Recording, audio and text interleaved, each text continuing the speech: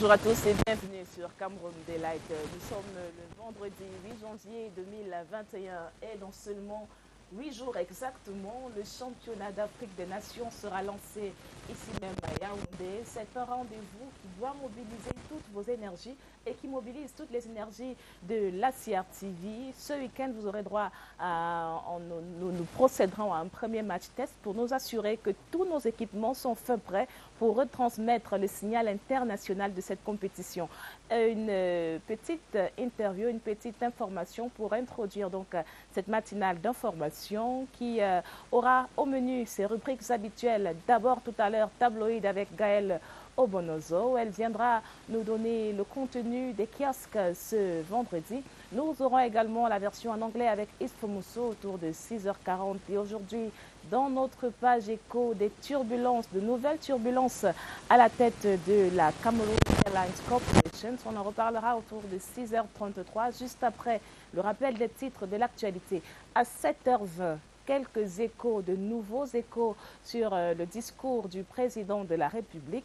Politics de Sévéra Legambélé vous partagera quelques réactions des acteurs politiques qui estiment que le président de la République a laissé l'image d'un sujet héros qui fait de la pédagogie politique. Ce sera dans Politics à 7h20 avec Sévéra Legambélé. C'est vendredi, comme tous les vendredis, notre invité culture sera reçu par Emmanuel Amvemnui, ici même sur le plateau de Cameroun Daylight. Voilà, brossé la vitrine, le contenu de votre matinale ce vendredi 8 janvier 2021. Et j'accueille sur ce plateau pour la revue de presse tabloïd Gaëlle Obono. Bonjour Gaëlle. Bonjour Gladys, bonjour à tous. Comment, bien dormi? Très bien, on commence la journée. Il y a toujours un regain d'énergie le vendredi. Oui, tout à fait, parce qu'on est content d'aller en week-end, même si parfois pour les journalistes, on n'a pas le week-end. On n'a pas de week-end, c'est exactement ça. Alors aujourd'hui, les journalistes, je suis sûre, ont usé de beaucoup de jeux de mots pour revenir sur la nouvelle équipe, le nouveau changement de direction de la Camerco. Tout à fait, on a eu droit vraiment à tout dans les journaux ce matin concernant précisément la nouvelle équipe aux commandes de Camerco. On a droit à certains titres comme Camer Show par exemple ou encore Camerco fait son show. Eh bien, on en parlera tout de suite dans Tabloïd.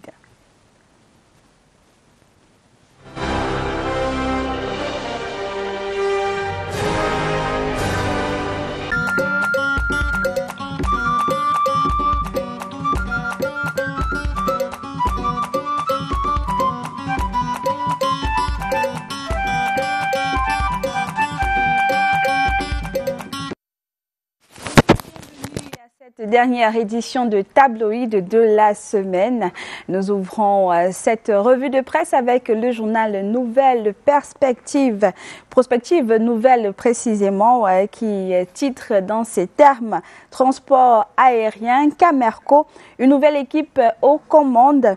Selon le journal, Jean-Claude Moguer Ayem, président du conseil d'administration, Jean-Christophe Elangema, directeur général, et Alexandre Fauchivé, directeur général adjoint, ont désigné le 7 janvier 2021 au cours d'une session du conseil d'administration extraordinaire de l'entreprise à Yaoundé aux heureux élus dont le DG colonel de l'armée de l'air, le ministre des Transports, tutelle technique Jean-Ernest Massenangal Bibé, a recommandé l'acquisition de nouveaux aéronefs, la réhabilitation d'un des deux Boeing 737-700, l'assainissement de la dette, l'apurement du plan social et l'ouverture du capital à d'autres partenaires, dont les privés, pour la relance de la compagnie aérienne.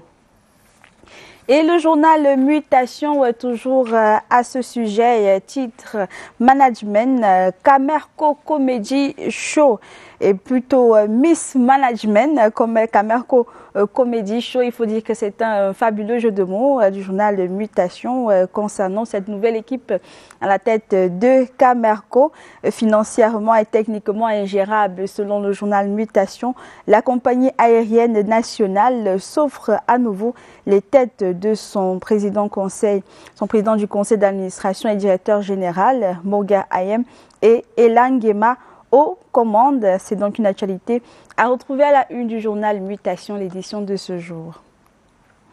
Autre actualité à l'étranger, précisément nouvelle expression, la nouvelle expression titre Démocratie américaine, la force des institutions, selon le journal Nouvelle Expression, malgré les violentes manifestations conduites mercredi soir par des électeurs pro-Donald Trump au Capitole pour perturber la certification des résultats de la présidentielle américaine. La victoire du président élu démocrate Joe Biden a été validée par le Congrès américain. La principale leçon à tirer est la force des institutions aux États-Unis face à un chef d'État en fonction. Et puis, on parle fait de société, toujours à la une de la Nouvelle Expression, à Ebolova, précisément Ben Skinner en furie. Des mototaximans ont affronté les policiers et voulant en découdre avec un voleur, ayant tenté d'arracher la moto d'un de leurs camarades. Et c'est donc un fait de société à retrouver à la une du journal La Nouvelle Expression, l'édition de ce jour. Passons à présent à une autre actualité, aide humanitaire à la une du journal Le Quotidien. Le Quotidien qui titre « Paul Biya fait un don à près de 3600 déplacés internes et réfugiés ». Selon Le Quotidien, sous la supervision du gouverneur de la région du Sud-Ouest, Bernard Okaliabilay, la distribution du paquet spécial présidentiel du plan d'assistance humanitaire d'urgence constitué de matériel de couchage et de denrées alimentaires a débuté hier, jeudi 7 janvier 2021, dans la région du Sud-Ouest, plus particulièrement à Manfé, dans le département de la Magno. Sont concernés par cette opération 3000 déplacés internes et 600 réfugiés camerounais revenus du Nigeria. La distribution de 48 heures se poursuivra ce 8 janvier 2021 car la population est nombreuse. Le journal Réalité Plus s'intéresse également à ce don du chef de l'État et titre « Manfé, 3600 déplacés applaudissent les dons du chef de l'État ».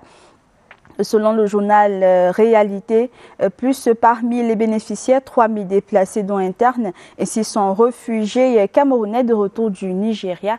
Au nom du chef de l'État, le gouverneur du Sud-Ouest, Bernard Okaliabilay, leur a remis le don présidentiel. Bernard a saisi l'occasion pour leur dire la détermination des pouvoirs publics à combattre jusqu'au bout les terroristes. Il les a exhortés à collaborer franchement avec les autorités administratives et de sécurité en dénonçant tous ces malfaiteurs.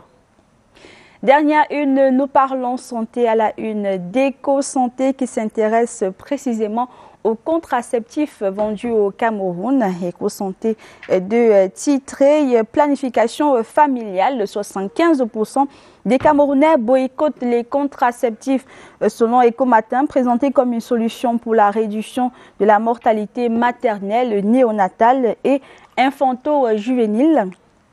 À peine 25% de personnes en âge de procréer utilisent une méthode de contraceptive. Autre actualité à la une d'Éco-Santé et enfin, prise en charge de la drépanocytose. Le Drépanovax à la quête des bons soins du docteur Manaouda suite à la certification de la non-toxicité de ce médicament traditionnel amélioré par le laboratoire national de contrôle de qualité des médicaments et d'expertise, l'ANACOM. Eh bien, sa transformation en gélule par l'Institut de recherche médicale et d'études des plantes médicinales. Le regard est tourné vers le ministre de la Santé publique pour l'obtention éventuelle d'une autorisation de mise sur le marché de ce produit découvert par le Camerounais Raphaël Nietzsche. Et voilà quelques grandes actualités qu'on peut retrouver dans les journaux camerounais ce jour. C'est un plaisir de partager toutes ces informations avec vous. À bientôt.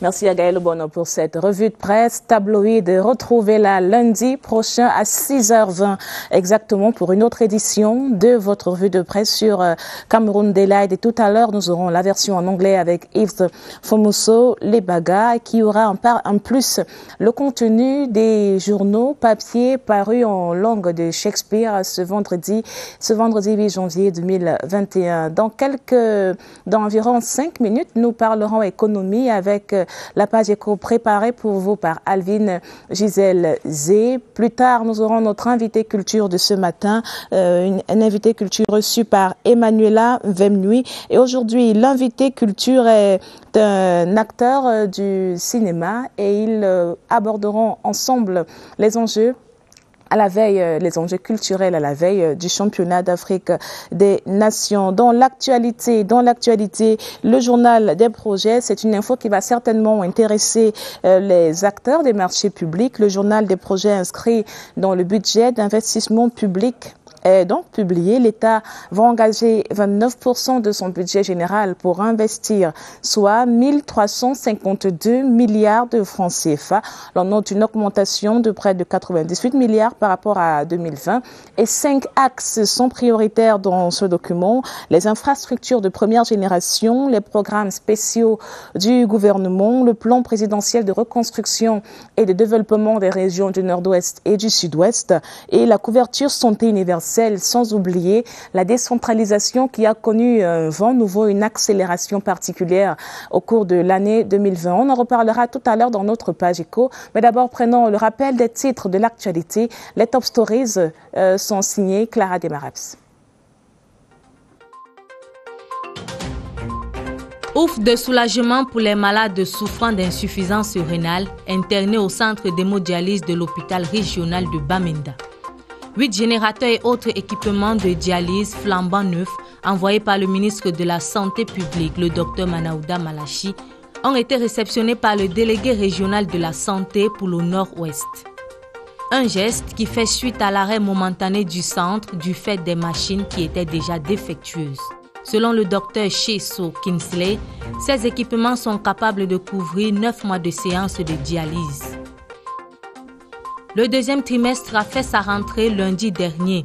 L'un des défis durant ce trimestre, c'est la couverture des programmes scolaires dans un contexte d'école à temps partiel du fait de la pandémie à coronavirus. Face à cette situation, de nombreux établissements ont ouvert la fenêtre au e-learning pour une couverture optimale.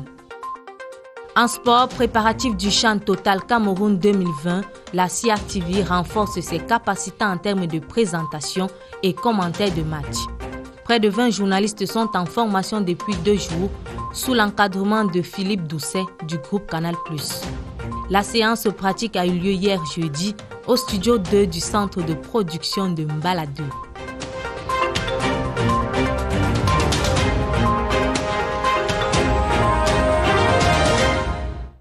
Et notez ce rendez-vous à 9h30, édition spéciale pour l'installation du nouvel évêque du diocèse d'Ezeka. Et autre rendez-vous sur nos antennes demain, Samedi Sport effectue sa rentrée. Et vous y êtes à la table du championnat d'Afrique des Nations Total Cameroun 2021 qui démarre dans une semaine. Et la carte du chef, pour la carte du chef des convives de choix reçue par Raphaël Kwa, Gérard Dreyfus va signer la chronique du CHAN. Constant Omari, le président par intérim de la CAF en direct de Kinshasa, sera également au menu de Samedi Sport demain dès 6h10 sur CRTV News. Ce sera donc votre programme de samedi, Samedi Sport, qui fait sa rentrée avec Raphaël Kwa et à retrouver désormais tous les samedis. Et si on parlait économie à présent sur cette matinale d'information sur la CRTV et sur CRTV News, la page éco, c'est juste après ceci.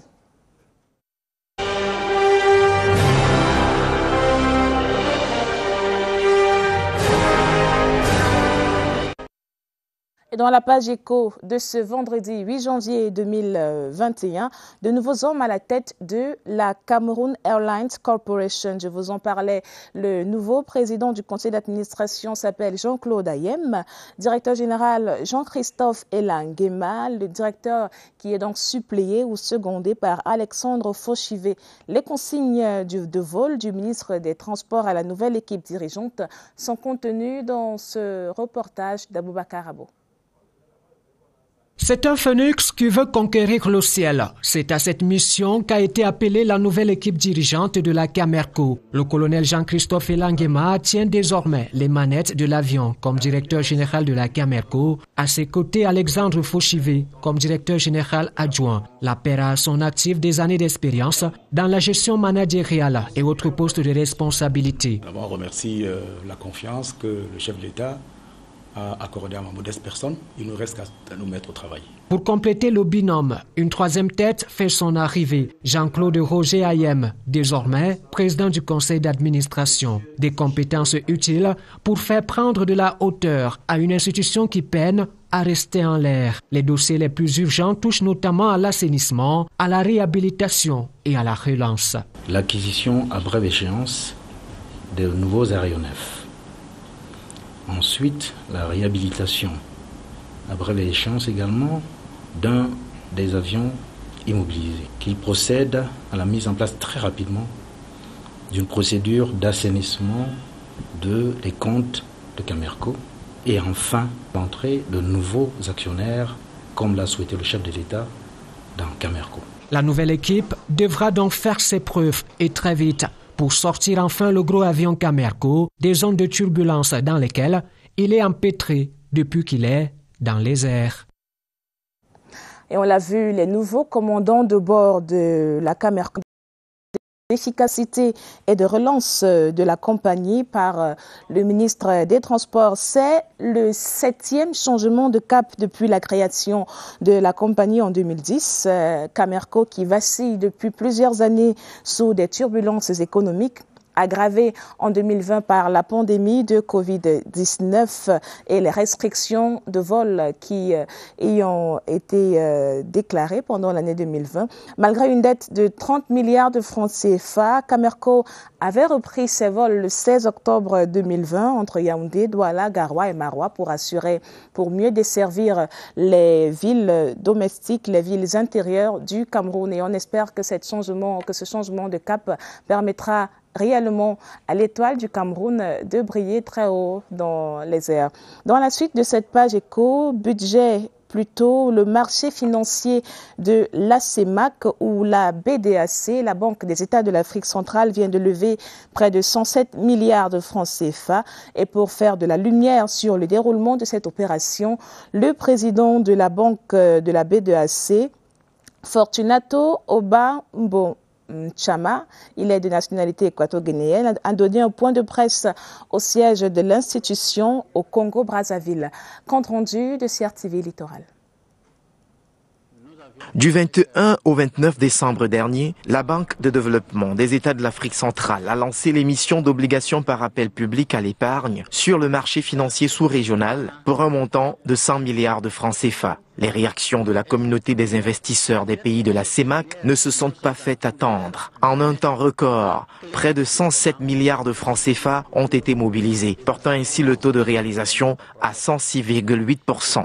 Les gens se sont mobilisés à tous les niveaux pour faire en sorte que la BDAC non seulement puisse atteindre l'objectif recherché de mobiliser 100 milliards, mais qu'elle puisse aller au-delà. Les fonds ainsi mobilisés permettront de financer les projets intégrateurs appelés de tous les vœux par les chefs d'État de l'espace CEMAC.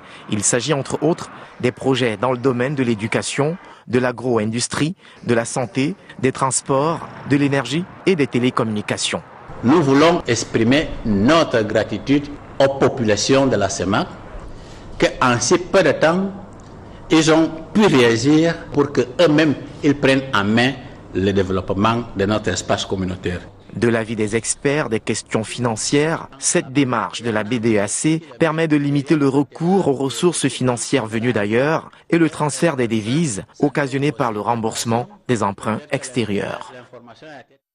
Et faisant une incursion dans le budget de l'État pour 2021, la transformation structurelle et l'assainissement des finances publiques sont quelques défis pour la décennie 2020-2030. Intéressons-nous ce matin au journal des projets d'investissement de 2021 qui vient d'être publié. Je vous le disais, 29% du budget est destiné à l'investissement, enveloppe en augmentation de près de 98 milliards et les investissements sont orientés en 5 axes prioritaires que nous déroule Cyril Kingembepe. Le journal des projets 2021 est un document de 405 pages. L'avant-propos indique les 5 axes dans lesquels seront investies les ressources. Il faut achever la mise en service des grands projets de première génération.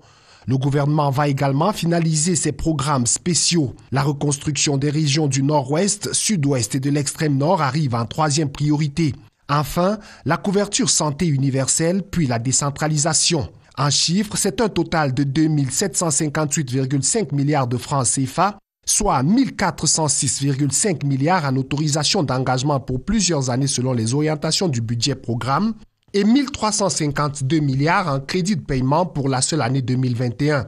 Les infrastructures et la production engouffrent 74% de cette enveloppe, soit 5 points de plus qu'en 2020. La décentralisation, avec 102 milliards alloués aux collectivités territoriales, réserve une bonne place aux ressources pour la mise en place des régions. Le gouvernement met enfin un point d'honneur à l'accompagnement du secteur privé, moteur de la croissance soutenue, inclusive et durable. Et certainement, le championnat d'Afrique des Nations qui arrive sera une source, un grenier d'opportunités pour nos acteurs économiques. Avec le CHAN, la compétition pourra faire repartir les activités dans les secteurs du transport, du tourisme, de l'hôtellerie et de la restauration. Dans la suite de cette page éco, prenons un bus de transport en commun pour la région de l'Est qui fait régulièrement face aux poussées de tension. Le chef d'état-major des armées, René-Claude Meka, était sur le terrain des opérations au niveau de la frontière Cameroun-RCA à Garaboulaye, qui est un grand carrefour sur le corridor Douala-Bangui. Regardez ce reportage d'Elvis Ngemeso. L'activité des transporteurs centrafricains s'est arrêtée depuis le démarrage de la campagne électorale dans leur pays. Ça fait sensiblement 3 semaines. Ça chemine beaucoup de choses, l'alimentation, les matériaux de construction et les divers. Que le calme revienne, mais je crois qu'il y a des mesures qui sont en train d'être prises actuellement. À la frontière est avec la RCA à Garaboulaye, ces transporteurs rangent leurs freins en compagnie de leurs collègues camerounais. Nous sommes au nombre de 830 camions qui représentent 1600 chauffeurs et motorboys. Et ça fait pratiquement 10 jours que nous bénéficions de l'assistance multiforme du BGFT. Que les troubles cessent en RCA, c'est le vœu le plus cher exprimé par tous ces acteurs du secteur du transport qui essuient les contre-coups d'une frontière fermée à tout trafic. Non seulement nous couvrons nos compatriotes camerounais, mais il y a des Tchadiens, il y a des Centrafricains qui sont dans le paquet que nous soutenons à travers nos actions et nos assistances. Le Cameroun, terre d'hospitalité, accueille au fil des jours des dizaines de réfugiés centrafricains. Au niveau de bois, tout le monde sont au niveau de problèmes jusqu'à. Donc il n'y a pas le paix. Les rebelles sont de sortir en désordre. Dans les locaux de l'ancienne sous-préfecture de Garaboulaye, les officiels du HCR procèdent au pré-enregistrement des demandeurs d'asile. Et cette information, le projet d'exploitation des rutiles d'Akonolinga a reçu la visite du ministre des Mines, de l'Industrie et du Développement technologique, Gabriel Dodondoke. Il était sur le terrain à Akonolinga hier jeudi, une délégation conduite par le secrétaire d'État auprès du Minimite, le Dr Foucalistus Gentry, qui a donc séjourné dans cette localité à l'effet de procéder à l'évaluation du permis minier relatif à ce projet d'exploitation des rutiles d'Akonolinga. Et selon le cahier de charges confié à l'entreprise Eramet, adjudicataire pour la phase des marquages avant prélèvement, le rutile est donc minéral. Pour ceux qui se demandent à quoi ça ressemble, c'est un minéral composé de dioxyde de titane dont une importante réserve a été découverte à Akonolinga. Et pour sortir de cette page éco, prenons notre chiffre du jour. Le chiffre du jour, il s'affiche sur vos écrans, 195,2 milliards de francs CFA, ce qui représente l'enveloppe allouée au compte d'affectation spéciale. C'était la page éco de ce vendredi. À tout de suite.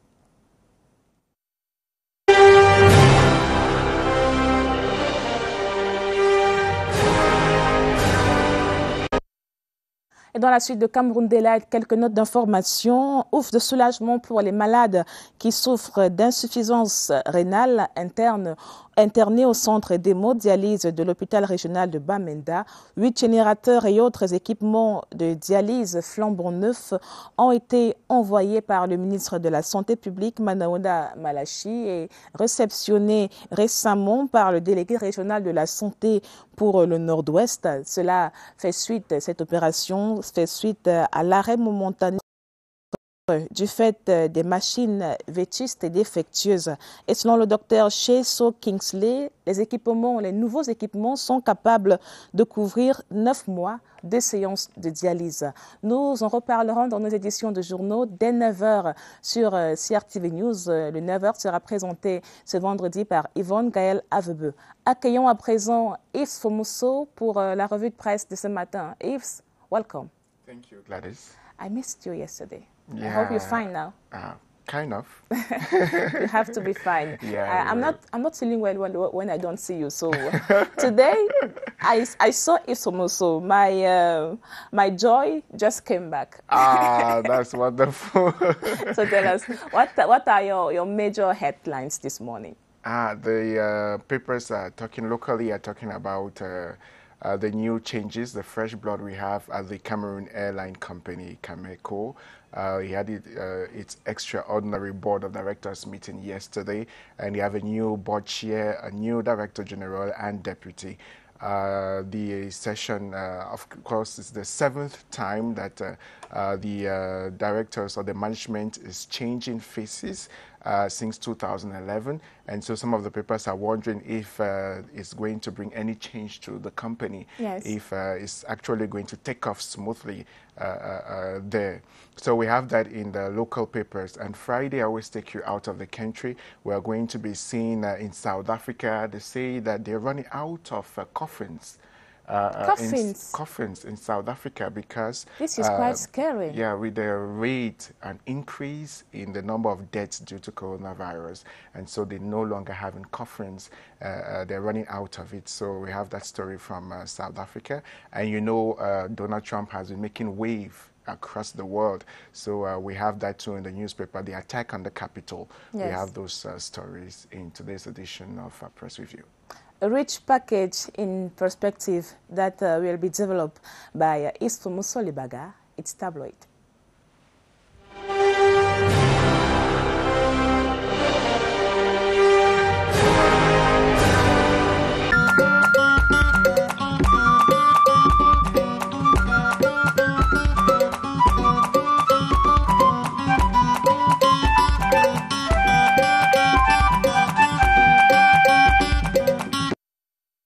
It's tabloid on CRTV's network service. We take a look at what the papers are saying for this Friday in Cameroon and across our national frontiers. We begin locally with Prospective Nouvelle that says there is a new team, a new management at the head of the Cameroon Airline Company, Cameco. The carrier has a new board chair, a new director general and deputy.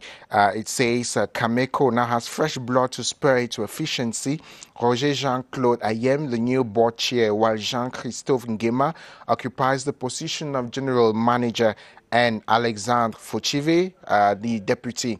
This was the outcome of an extraordinary board meeting chaired by the Minister of Transport, Jean-Ernest Massenangale Bibehe. You can get details in Prospective Nouvelle. The story finds voice in Mutation newspaper that says Cameco Comedy Show. The paper says the team, which is the 7th since 2011, are expected to combine their experiences to ensure that the air carrier does not shudder even amidst thunderstorms. You understand that the Cameroon Airline Company has been having managerial issues for quite some time. Since the resumption of its flights last October, the company is gradually ensuring their regularity, especially after months of absence due to several chores. He was able to acquire 2 aircraft, one of which a Boeing 737 with 139 seats, a catalyst for the resumption of domestic flights. How this new team is going to pilot the affairs of the Cameroon Airline Company. You have details in today's edition of Mutation newspaper. We take you across the national frontiers to South Africa. The Star newspaper says South African funeral home directors have spoken of running out of coffins after they were overwhelmed by a 120% surge in COVID-19 deaths.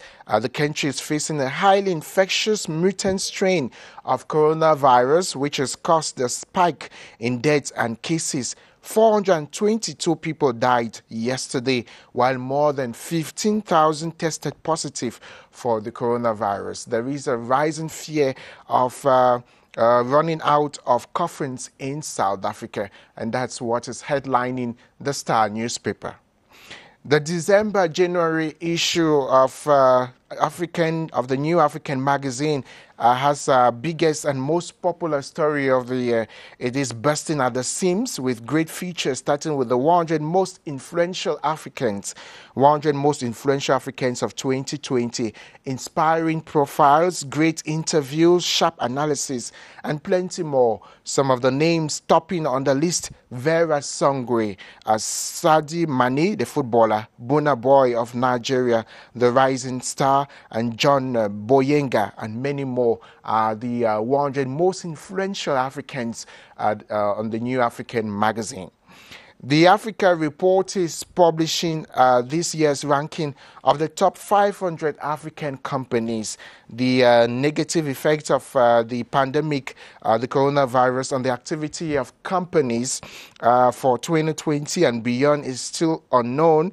Also, in the issue of the African Report, it find out how the deep changes that the COVID-19 crisis is bringing to Africa and its international partners. The global health crisis is leaving scarce and challenging business as usual in terms of multilateralism, public health, and economic responses to the novel coronavirus pandemic. Front pages across the world talked about Donald Trump and the search, talk about the violence in Washington, D.C. Through the lens of an assault on democracy. The extraordinary and violent scenes that consumed the U.S. Capitol building on Wednesday have dominated news coverage across the world. The Guardian, the UK's daily newspaper, carries a scene from the Capitol's rotunda filled with a pro-Trump mob waving the flag of their leader. Chaos as pro-Trump mob storms U.S. Capitol. Of course, prominence is given to a quote from the U.S. President-elect Joe Biden, who said, democracy is under assault, unlike anything we've seen in modern times. You can read further in today's edition of the UK's The Guardian newspaper.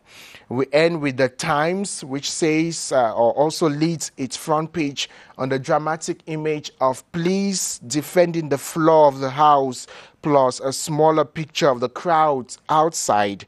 The headline is U.S. Capitol under siege. President-elect Joe Biden called Wednesday's storming of the U.S. Capitol one of the darkest days of our history and said the violence was a predictable consequence of Donald Trump's contempt for democracy. Mr. Trump earlier committed to a peaceful transition of power for the first time after Mr. Biden was officially certified as President of the United States of America by the Congress.